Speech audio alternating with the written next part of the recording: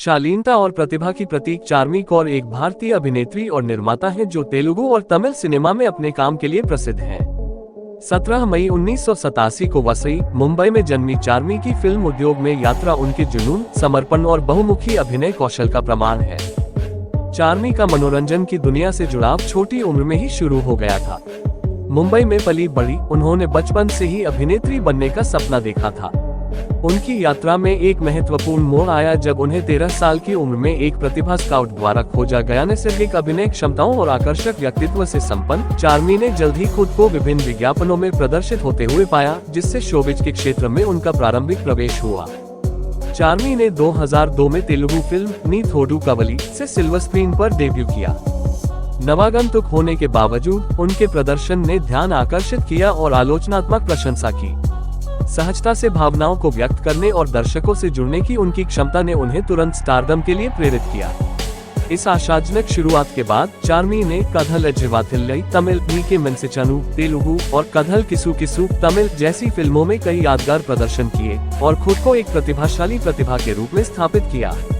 तेलुगु और तमिल दोनों फिल्म उद्योगों के लिए 2000 के दशक के मध्य में चार्मी के करियर में एक महत्वपूर्ण चरण आया, क्योंकि उन्होंने कई सफल फिल्मों में अभिनय किया जिन्होंने एक अभिनेत्री के रूप में उनकी बहुमुखी प्रतिभा को प्रदर्शित किया। 2004 में उन्होंने तेलुगु एक्शन ड्रामा मास्क में उत्कृष्ट प्रदर्शन किया, जहां उन्होंने प्रमुख अभिनेता नागार्जुन के साथ एक महत्वपूर्ण भूमिका निभाई। विभिन्न शैलियों के बीच सहजता से परिवर्तन करने की उनकी क्षमता, चाहे वह रोमांस हो, नाटक हो या एक्शन हो, ने उन्हें व्यापक प्रशंसा और एक समर्पित प्रशंसक अर्जित किया। चंद्रशेखर येलेटी द्वारा निर्देशित समीक्षकों द्वारा प्रशंसित थ्रिलर अनुकोकुंडा ओका रोजू 2005 में उनकी भूमिका के साथ चार्मी का करियर नई ऊंचाइयों पर पहुंच गया।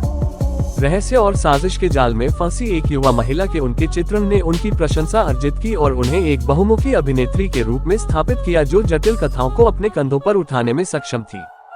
जैसे जैसे चार्मी का करियर फलता फूलता रहा, उसने अभिनय से परे अवसरों की खोज करते हुए नए क्षेत्रों में कदम रखा।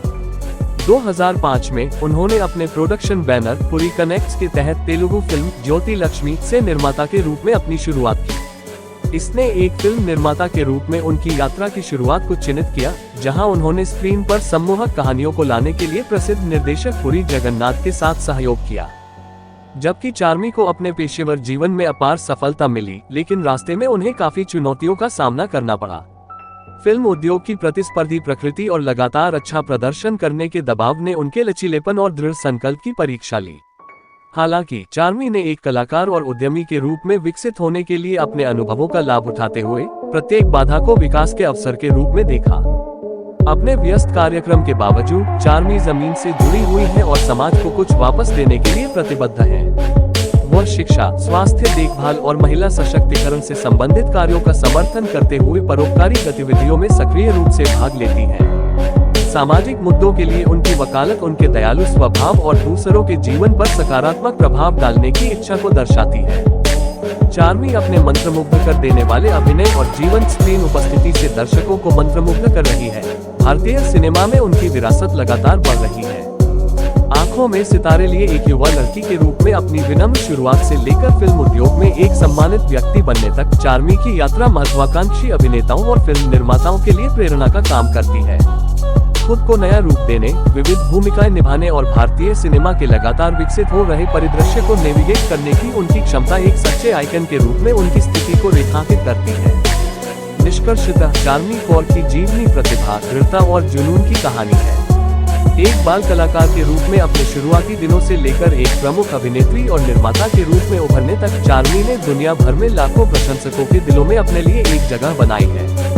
जैसे जैसे वह सीमाओं को पार करना और नए क्षितिज तलाशना जारी रखती है, एक बात निश्चित है, चार्मी कौर की यात्रा अभी खत्म नहीं हुई है और भारतीय सिनेमा में उनके योगदान को आने वाली पीढ़ियों द्वारा याद किया जाएगा।